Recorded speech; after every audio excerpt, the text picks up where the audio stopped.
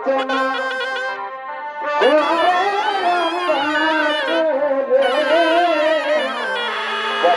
বড় ভাই আলোচনা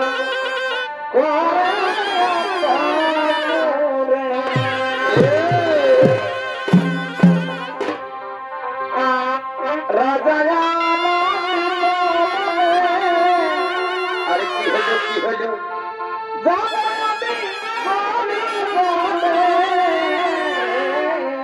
আচ্ছা আচ্ছা রাজা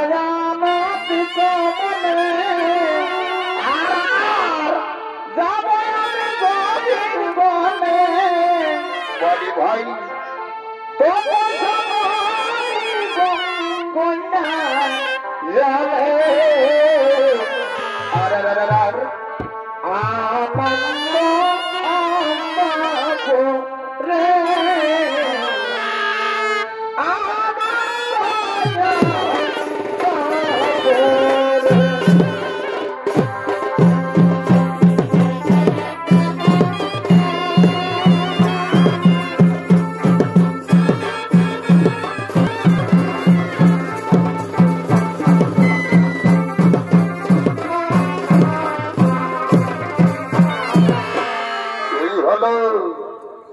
এই হলো ব্রহ্ম দেবতার মানস পুত্র মহারাজা দক্ষ ও তার স্ত্রী প্রসূতি।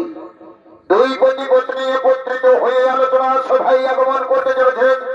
নৃত্য পরিবেশ শোনা করে দেখাবেন তরুণ দুই নৃত্য শিল্পী সুজিত কুমার মাহাতো ও উত্তম কুমার দাস।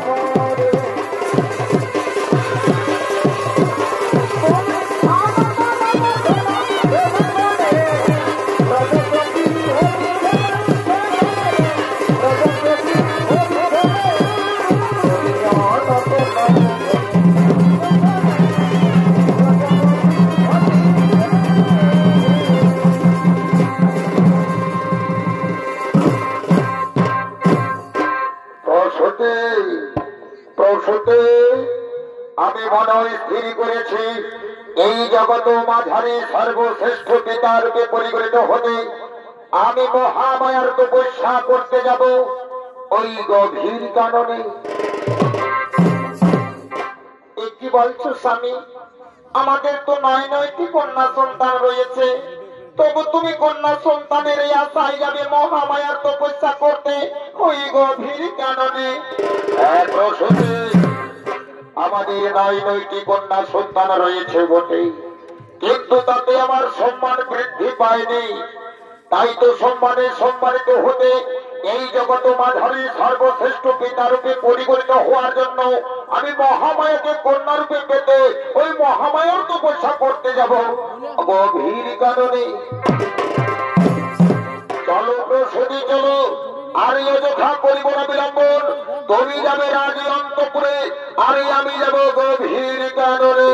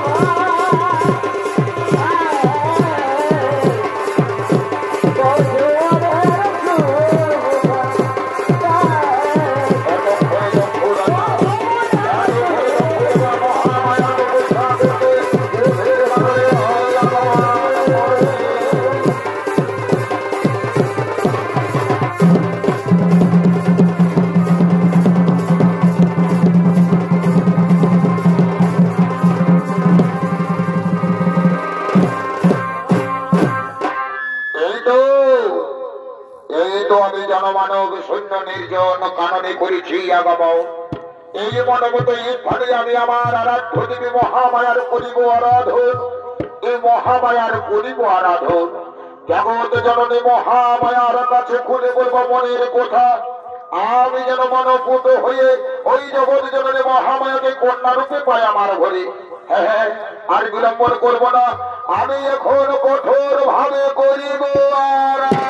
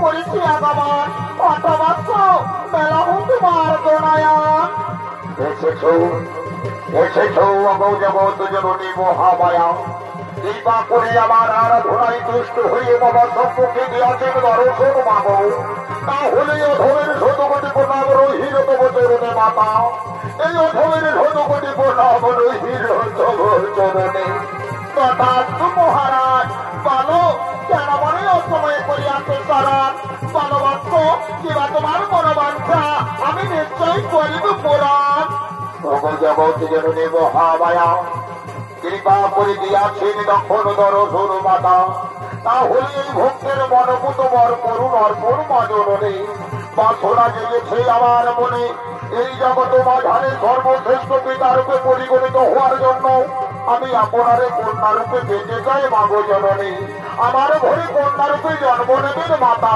আমার ঘরে কন্যারূপে জন্ম নেবেন আপনি কি বলছো রাজা এ কেমন কথা বলছো তুমি আমি তবক্ষণে জন্ম নেবে কন্যা রূপে পেয়েছি রাজা ভক্তের অধীনে ভগবান তাই তোমার মনোবাঞ্ছা পূর্ণ করার জন্য আমি কন্যা রূপে তবক্ষণে জন্ম নেব তুমি মনে রাখবে ভক্ত আমাকে পেয়ে তুমি কোনোদিনও অপকর্ম অহংকার করো না নইলে অঘটন ঘটতে পারে জগৎ জননী মহামায়া আপনার বোধয় আমি অক্ষরে অক্ষরে করিব পালন মাতা আপনার আদেশে আমি অক্ষরে অক্ষরে করিব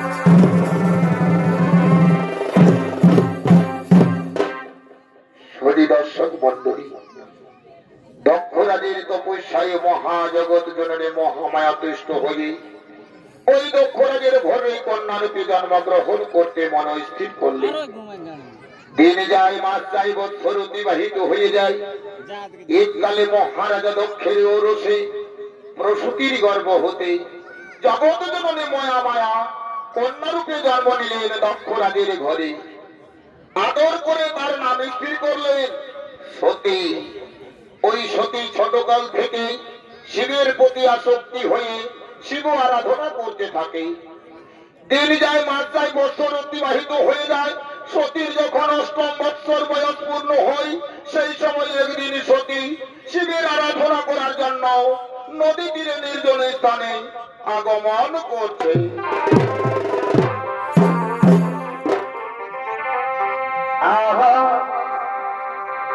নমো শিবায় নমো শিবায় হরি হরি মহাদেব নমো শিবায় নমো শিবায় নমো শিবায় হরি হরি মহাদেব নমো শিবায় নমো শিবায় নমো শিবায়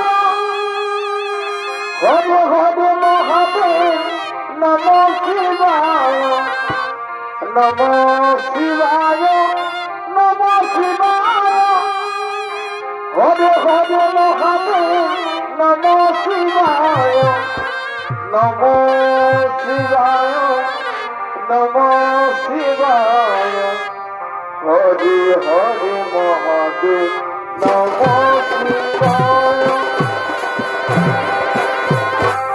নমো শিবায় নমো শিবায় হরি হরি মহাদেব নমো শিবায় নমো শিবায়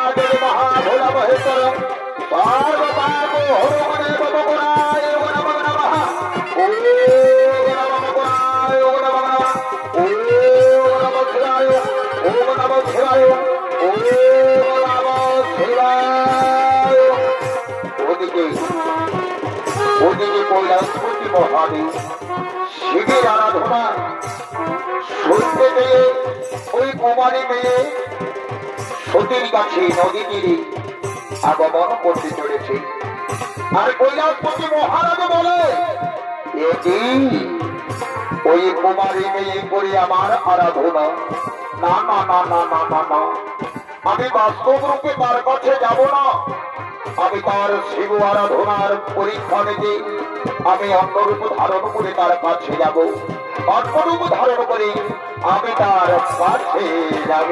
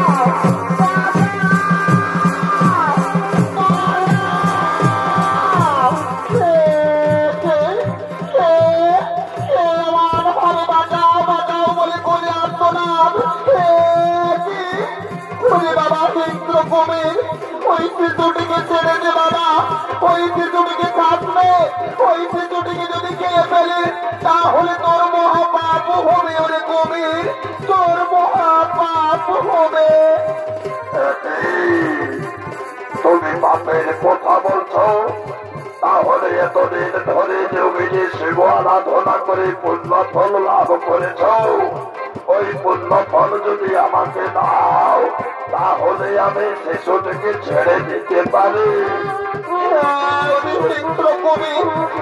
আমি যদি শিব আরাধনা করে বিন্দু মাত্র পুণ্য ফল দিয়ে থাকি, সেই পুণ্য ফলে আমি করে দেব বাবা। তো ওই শিশুটিকে আসবে, ওই শিশুটিকে ছেড়ে দে। কৈলাসপতি মহাদেব, তুমি শিশুটিকে রক্ষা করে থাকো, তুমি শিশুটিকে রক্ষা করো। সতী সতী চেয়ে দেখো সতী, আমি তব স্মরণ দেবতা কৈলাসপতি মহাদেব, তব শিব আরাধনার পরীক্ষা নিতে আমি এই রূপ ধারণ করে তব সম্মুখে এসেছি সতী। চেয়ে দেখো সতী, তুমি চেয়ে দেখো। কি কে যেন আমার নাম ধরে ডাকে, কি দেখছি আমি? ও গো কৃপা নিধান, কৃপা করে দয়া করে দেখা দিয়েছেন ঠাকুর, তাহলে ও ভাবিকে শ্রীচরণ তুলে ঠাই দিন ঠাকুর, এই ও ভাবিকে শ্রীচরণ তুলে ঠাই দিন। সতী তবু আরাধনায় তুষ্ট হয়েছি আমি, তব মনোবাঞ্ছা পূর্ণ হবে সতী, তব মনোবাঞ্ছা পূর্ণ হবে, তব মনোবাঞ্ছা পূর্ণ হবে, তব মনোবাঞ্ছা পূর্ণ হবে। কি দেখছি আমি? কোথায় গেলে, কোথায় গেলে ও গো দয়াময়? আর একটিবার কৃপা করে দেখা দাও ঠাকুর, আর একটিবার দেখা দাও।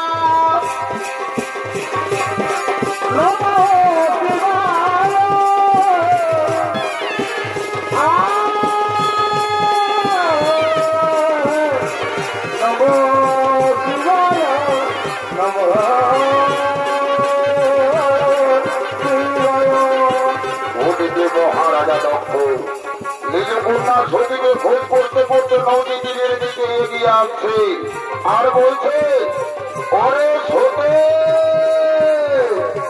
সতী রে। না না না না না না না না, এদিকে তো মেয়েটাকে দেখা যাচ্ছে না, তাহলে কোথায় গেল সে? মনে পড়েছে আমার, নদী ভরা জলের স্রোত দেখতে তার মনে বড়ই আগ্রহ, তাই তো ওই নদী তীরের স্রোত দেখার জন্য মনে হচ্ছে ছুটে গেছে।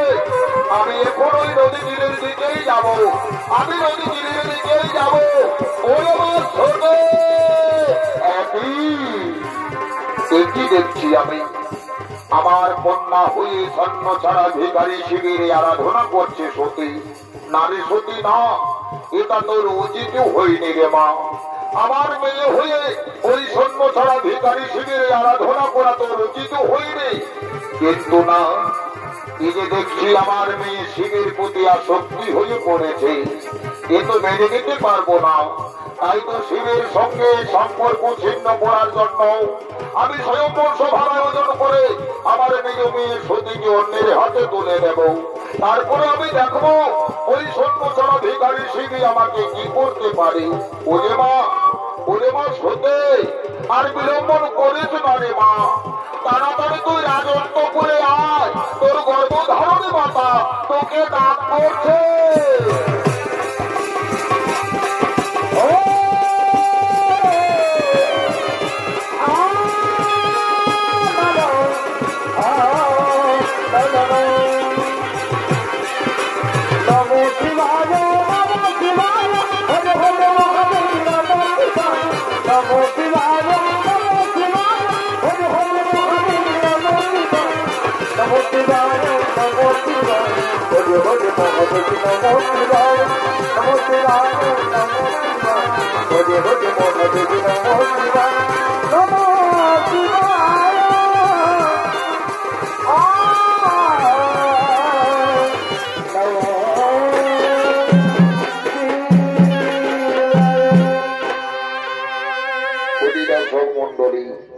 মহারাজা দক্ষ দেখলেন নিজ কন্যা সতী শিবের প্রতি আসক্তি হয়ে পড়েছে, তাই তো মহারাজা দক্ষ শিবের সঙ্গে সতীর সম্পর্ক ছিন্ন করার জন্য, সতীর বিবাহের জন্য স্বয়ংবর সভার করেছে আয়োজন।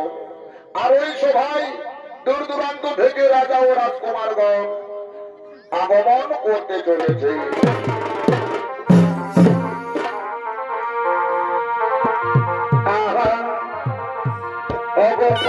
আমি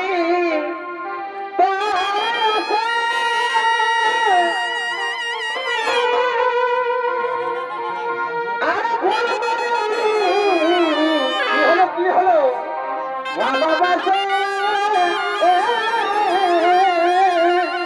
ভাই, ও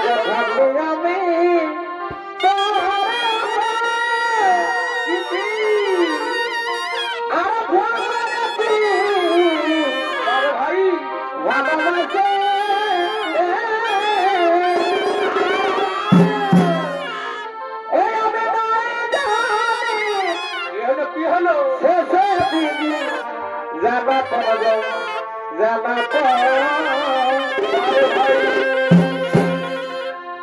কারণে লেখালা ওই আমি নারী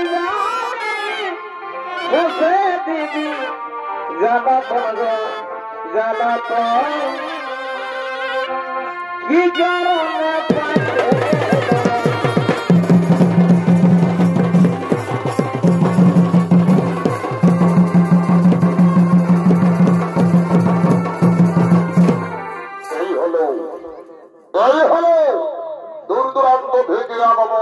রাজা ও রাজপুত্র সতীর স্বয়ম্বর সভার দিন দক্ষালয়ে একত্রিত হয়ে আগমন করতে চলেছে।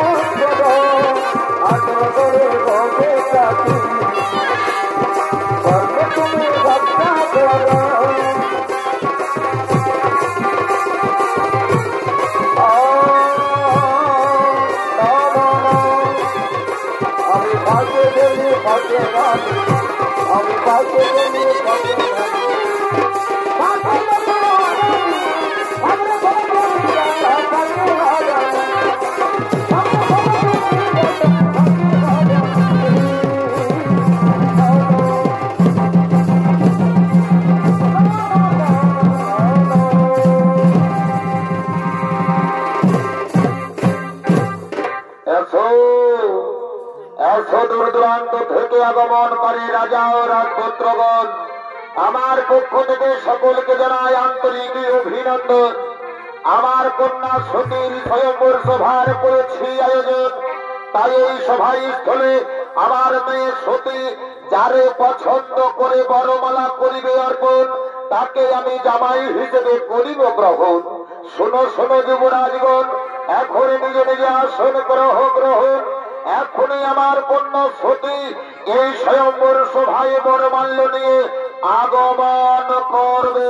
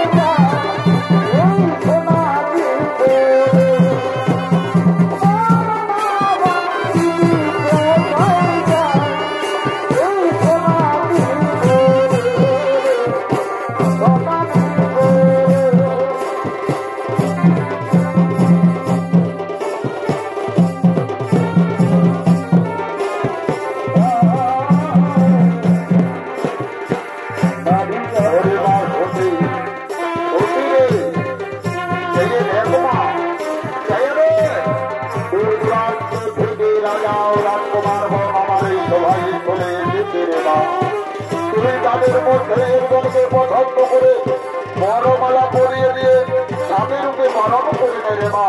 তাদের মধ্যে একজনকে তুই স্বামী রূপে বরণ করে নে। ঠিক আছে পিতা, আমি তোমার কথা মতো তাই করবো পিতা, আমি তোমার কথা মতো তাই পারবো।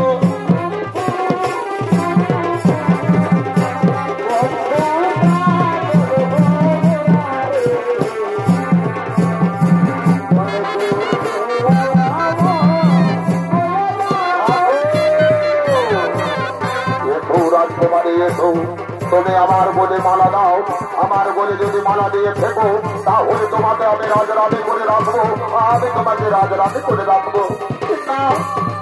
না কুমার না, আমি তোমার বলে মালা দিতে পারবো না, আমি তোমার বলে মালা দিতে পারবো না।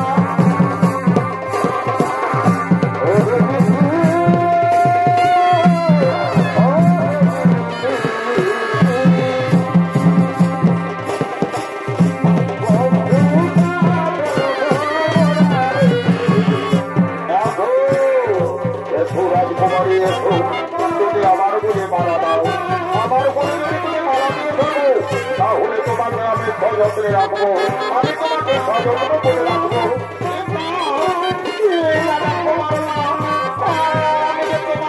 বলে মালা দিতে পারবো না, আমি তোমাদের কারো বলে মালা দিতে পারবো না, তোমরা আমাকে ক্ষমা করে দাও।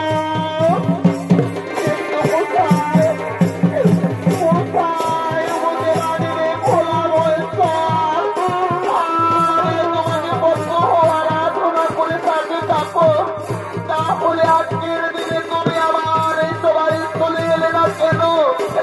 কৃপা করে তুমি দর্শন দাও ঠাকুর, কৃপা করে তুমি দর্শন দাও। ওদিকে কৈলাসপতি মহাদেব সতীর ডাকে সংখ্যা লইয়া আগমন করেছে। সতী আরাধ্য দেবতা কৈলাসপতি মহাদেবকে নয়নে দেখতে পেয়ে আজ মনের আনন্দে তার দিকে এগিয়ে গিয়ে বলছে, কৃপা করে আসো আমার এই সবাই চলে, তাহলে আমাকে তবু শ্রীচরণ করে ছাই দাও ঠাকুর, তুমি আমাকে তোমার শ্রীচরণ করে ছাই দাও। এই বড় মানে আমি তোমার বলে মরিয়ে দিয়ে আমি তোমাকে বরণ করে নেব, আমি তোমাকে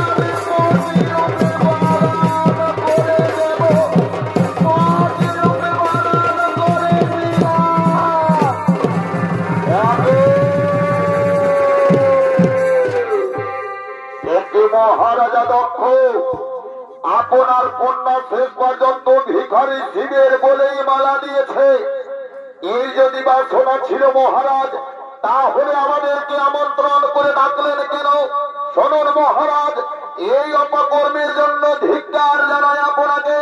আপনার সভায় আর আমরা থাকবো না, এখনই আমরা নিজ নিজ আলয়ে চলে যাই। চলো ভাই সব, আমরা এখন নিজ আলয়ে চলে যাই।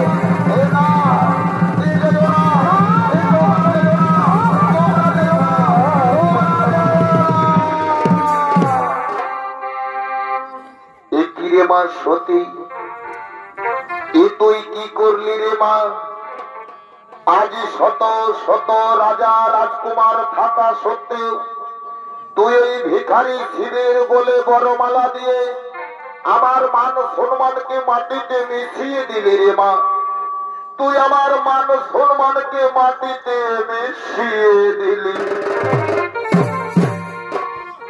না বাবা, তুমি ওভাবে বলো না বাবা, আমি না জেনে না বুঝে এমন কাজ করেছি বাবা, তুমি আমাকে ক্ষমা করে দাও বাবা, তুমি আমাকে ক্ষমা করে দাও। অসম্ভব ওরে সতী, আমি তোকে ক্ষমা করতে পারবো না।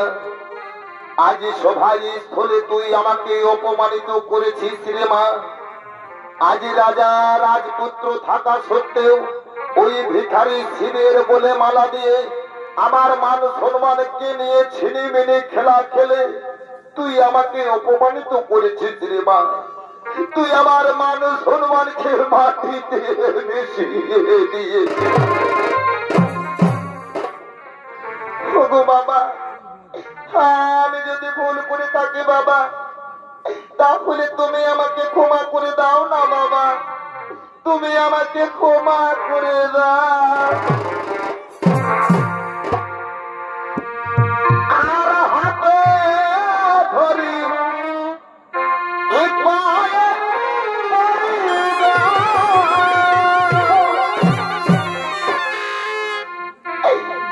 বাবা,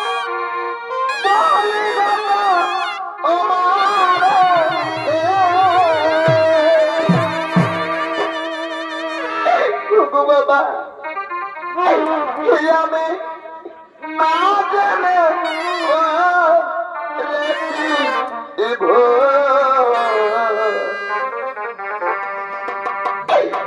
ক্ষমা করো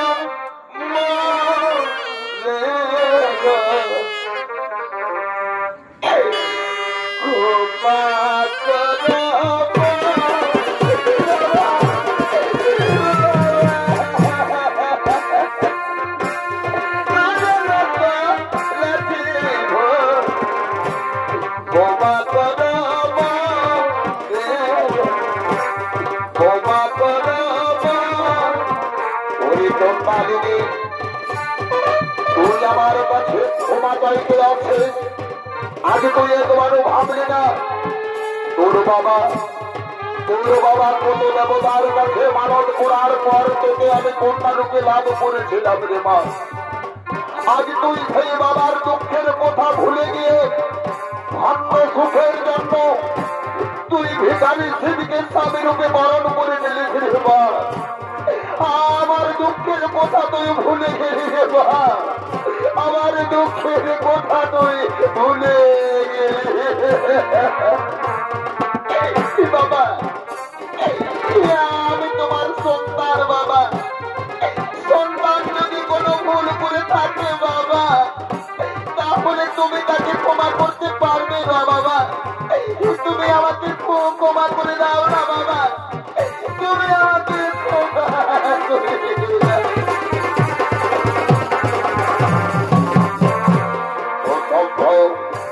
তোকে আমি ক্ষমা করতে পারবো না। আজ তুই সভায় স্থলে আমাকে অপমানিত করেছিস, এই অপমানের পূর্ণ জবাব দেওয়ার জন্যই আজই হতে তোকে আমি কন্যা সম্পর্ক থেকে ত্যাগ করে দিলাম। আজই হতে আমি তোর বাবা নই, আর তুইও আমার কন্যা নস। আজই হতে তোর আমার পিতা মেয়ের সম্পর্ক ছিন্ন হয়ে গেল, আজই হতে বাবা মেয়ের সম্পর্ক ছিন্ন হয়ে গেল। তুই দূর হয়ে যা, তুই দূর হয়ে যা।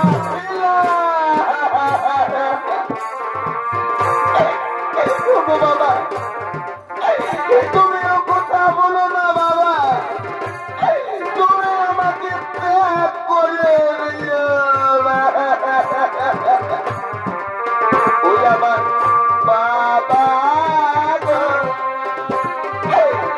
না জেনে করেছি তুমি আমার ক্ষমা করো। ওই আমার বাবা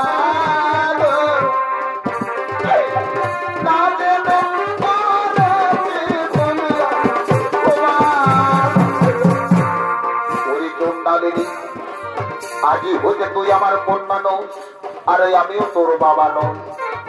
আজই হতে তোর সঙ্গে আমার বাবা মেয়ের সম্পর্ক ছিন্ন হয়ে গেল। শুনে থাক চন্দালিনী, এই অপমানের জন্য আমি মহাযজ্ঞের করিব আয়োজন। ওই মহাযজ্ঞে আমি সবাইকে করিব আমন্ত্রণ, কিন্তু তোকে আর ওই ভিখারি শিবকে আমি করিব না আমন্ত্রণ। এটাই হবে আমার চরম প্রতিশোধ নেওয়া। আর শুনে থাক চন্দালিনী, আজই হতে তুই আমার তোর মুখ দেখাবি না, আজই হতে তোর মুখ আমি দেখতে চাই না। তুই দূর হয়ে যা আমার সম্মুখ থেকে, তুই দূর হয়ে যা, তুই দূর হয়ে যা।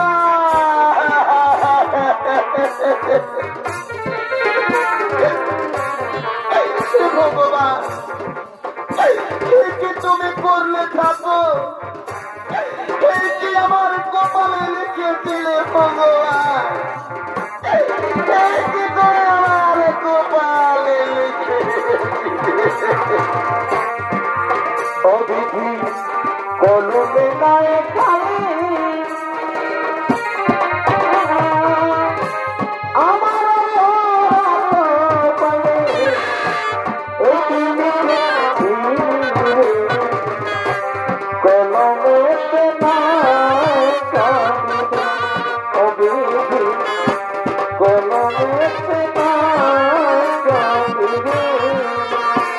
থাক চন্দ্রালিনী, আমি তোর মুখ দর্শন করতে চাই না, আমি তোর মুখ দর্শন করতে চাই না।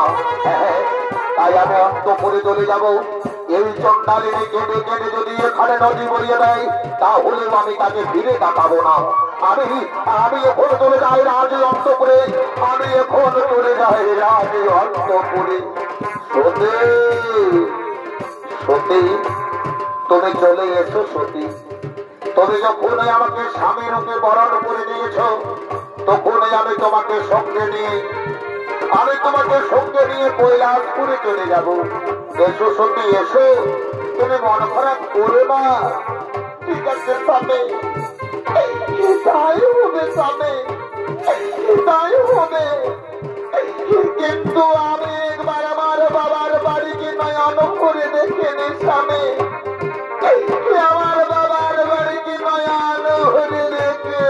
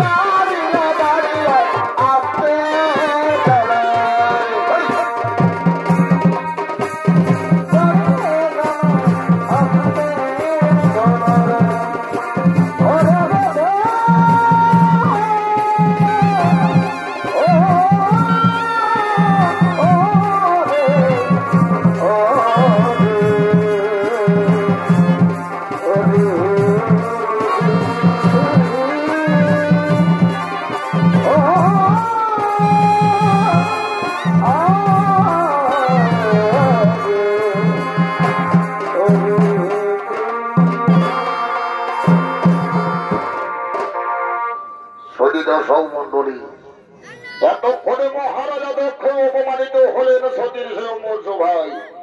আর যে কৈলাসপতি মহাদেব নিজ স্ত্রী সতীকে সঙ্গে নিয়ে কৈলাস নগরী চলে গেলেন। দিন যায়, বৎসর অতিবাহিত হয়ে যায়।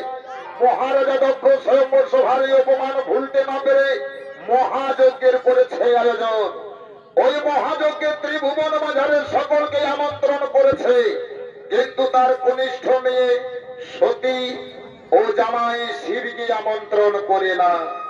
তাই তো যজ্ঞ স্থলে যজ্ঞ করার জন্য মহারাজা দক্ষ তার আত্মীয় স্বজন ও মুনি ঋষিদেরকে নিয়ে আগমন করছে।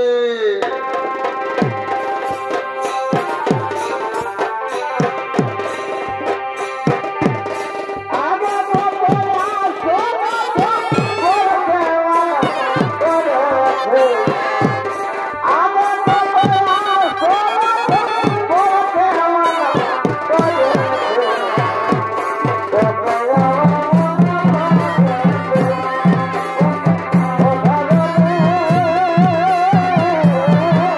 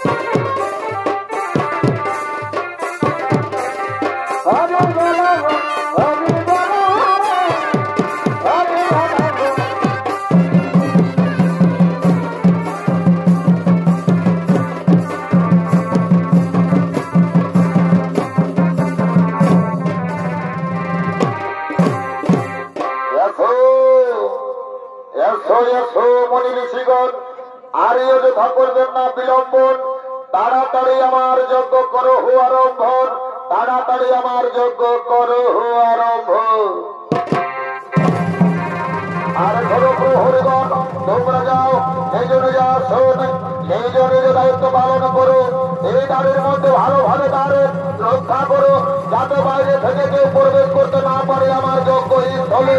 ঠিক আছে মহারাজ, আপনার আদেশ অক্ষরে অক্ষরে পালন করে চলবো। এসো করে ঋষিগণ এসো, আর বিলম্বন করবেন না, তাড়াতাড়ি যজ্ঞের করো হো আরম্ভ।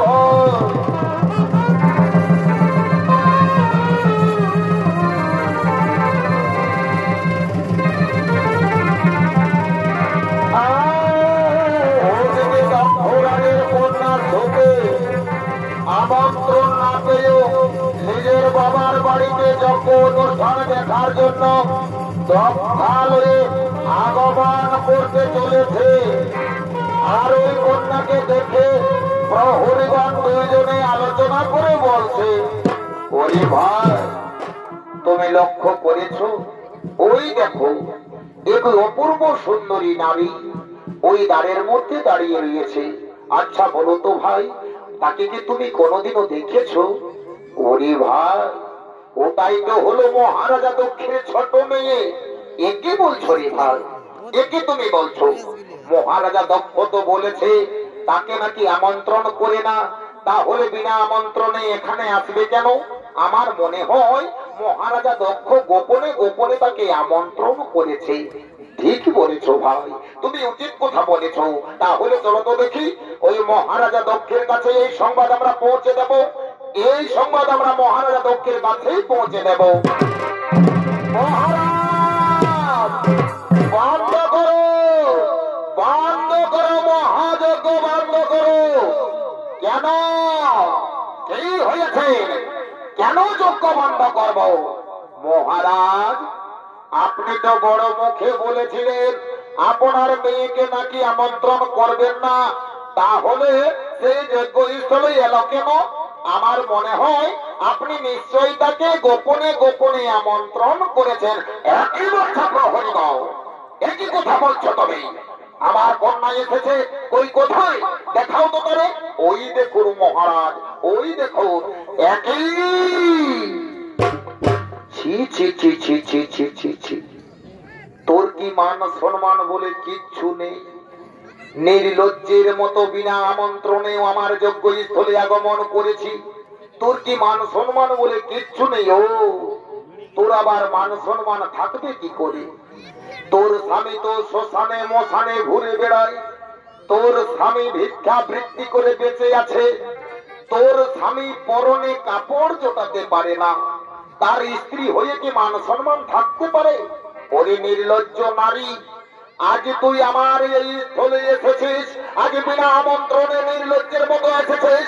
তুই দূর হয়ে যা আমার সম্মুখ থেকে, চন্দ্রে নেই, তুই দূর হয়ে যা, তুই দূর হয়ে যা।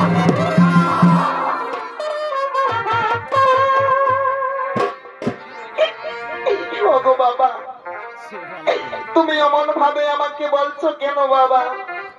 আমি তো তোমার মেয়ে বাবা। আজ তোমার মেয়ে হয়ে তবু বাড়িতে এসেছি যজ্ঞ অনুষ্ঠান দেখার জন্য। তাতে কি আমি কোনো অপরাধ করেছি বাবা? না বাবা, না, তুমি আমাকে এমন ভাবে তাড়িয়ে দিও না। ওরে চন্ডালিনী, আমি তোর বাবা নই, আমি তোর বাবা হতে পারি না। যেদিন তুই ভিখারি ছেলের বলে মালা দিয়েছিস, সেই দিন থেকেই আমি কন্যা সম্পর্ক থেকে তোকে ত্যাগ করে দিয়েছি। আমি তোর বাবা হতে পারি না, আর তুইও আমার মেয়ে হতে পারিস না। তুই এখান থেকে দূর হয়ে যা চন্ডালিনী, তুই এখান থেকে দূর হয়ে যা, তুই এখান থেকে দূর হয়ে যা, দূর হয়ে যা। না না না বাবা, না, তুমি আমাকে অমন ভাবে দুঃখ দিও না বাবা। তোমার দুঃখ আমি সইতে পারবো না বাবা, তোমার দেওয়া দুঃখ আমি সইতে পারবো না। তুমি তো আমার বাবা, আমি যে তোমার মেয়ে হয়ে বাবা, মেয়েকে অমন ভাবে তাড়িয়ে দিয়ে মনে দুঃখ দিও না বাবা। তোমার দেওয়া দুঃখ আমি সইতে পারবো।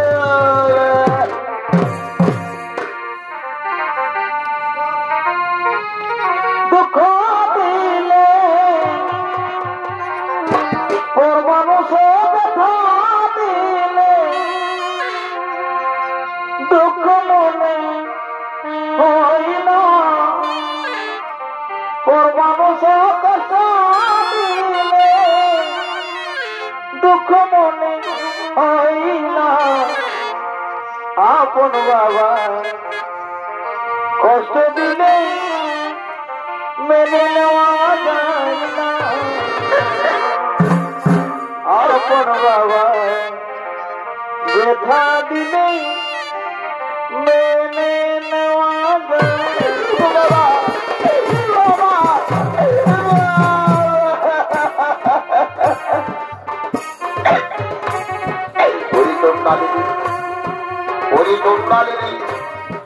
তুই চোখের জল পেলে আমার হৃদয়কে কিছুতে ঢোলাতে পারবি না তোকে আমি কন্যা বলে মানি না তোর স্বামী শ্মশানে মশানে ঘুরে বেড়ায় তোর স্বামী ভিক্ষা করে বেঁচে আছে তোর স্বামী পরনে কাপড় জোটাতে পারে না কাঠের ঝাল পরিধান করে ঘুরে বেড়ায় তাকে আমি জামাই বলে মানতে পারি না আর তুইও দূর হয়ে যা তোর কারণে আমার সম্পর্ক থেকে তুই দূর হয়ে যা আমার সম্পর্ক থেকে দূর হয়ে যা আমার সম্পর্ক থেকে দূর হয়ে যা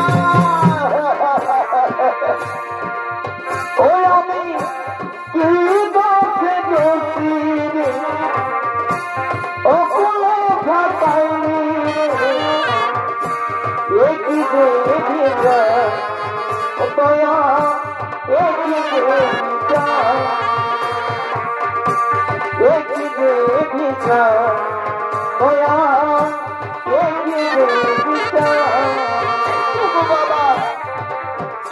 বাবা তুই আমাকে মনোভাবে অপমানিত করো না বাবা তুমি আমার স্বামীকে মনোভাবে কথা বলো না বাবা তুমি আমার স্বামীকে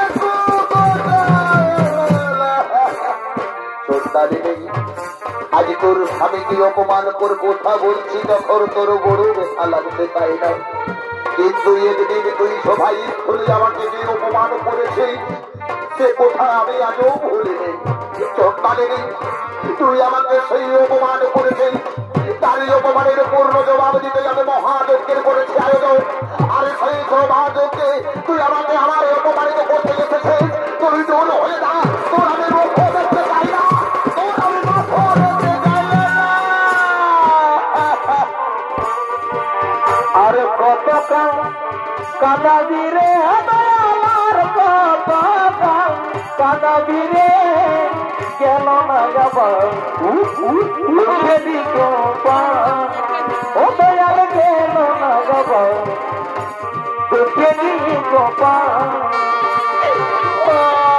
বাবা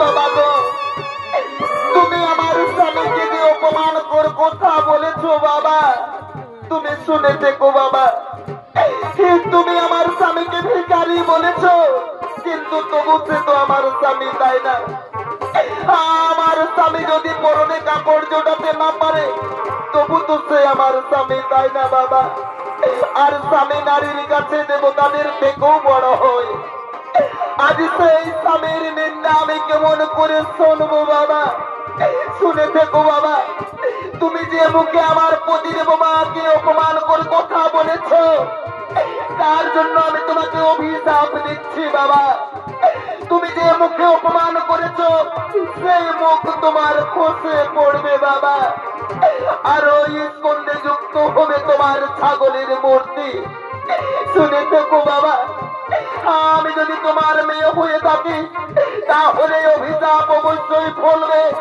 আর শুনে থেকো স্বামী নিন্দা শুনে আমি কিছুতেই জগতে বেঁচে থাকতে চাই না তাই আমি এই জীবন আর রাখবো না এই জীবন যেমন অগ্নিকুণ্ডে আমি বিসর্জন দিয়ে দেবো ওগো ভাগ্য বিধাতা তোমরা আমাকে সহায়তা করো এই স্বামীর নিন্দা শুনতে না পেরে আমি আমার জীবনকে অগ্নিকুণ্ডে আমি অগ্নিকুণ্ডে বিসর্জন করে বাবা কি হয়ে গেল আজ ঘৃত আহুতির বদলে জল জ্যান্ত মেয়ে এসে পড়েছে যজ্ঞের আগুনে ওরে ভাই মনিগণ এই মহারাজা দক্ষের যজ্ঞে মঙ্গল ঘটেছে। চলো ভাই চলো, আর এখানে থাকিব না, আমরা নিজ নিজ বাড়িতে করি গো মা।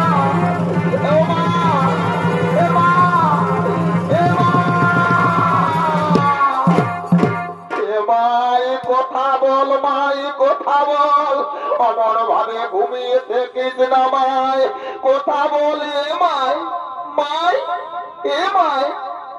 এ রে পুটরা, মাইয়ে যে সারাই দিচ্ছে নাই রে।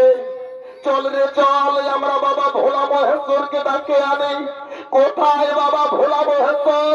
তাড়াতাড়ি চলে এসো বাবা, আমাদের মায়ের ভাই গলাকে নিয়ে বলতে সাপ দিয়েছে। এটি রে সতী, অমন ভাবে মাটিতে পড়ে রয়েছিস কেন রে সতী? সতী রে, ওরে সতী, তুই আমার সঙ্গে কথা বলবি না রে সতী? তুই আমার সঙ্গে কথা বল রে সতী। ওরে সতী,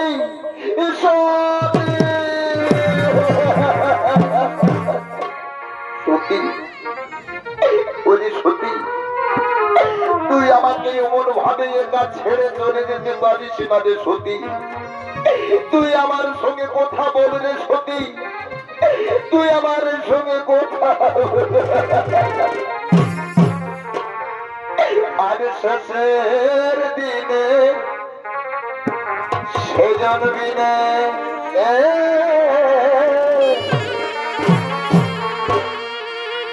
ওকে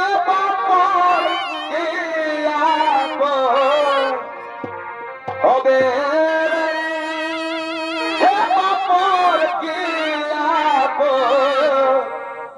হবে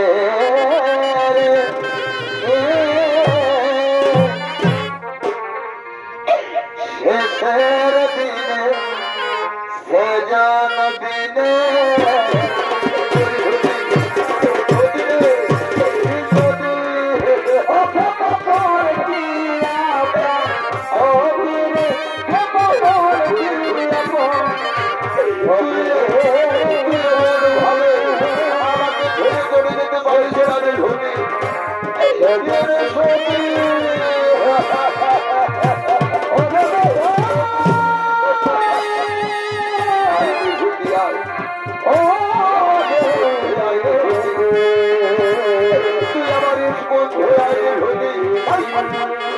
তুই আমার মধ্যে